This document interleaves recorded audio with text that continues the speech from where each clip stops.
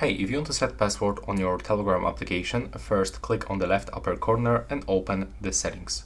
From here, select privacy and the security and tap on the passcode lock. Now tap to enable the passcode and click on the right upper corner on this three dots if you want to set normal password.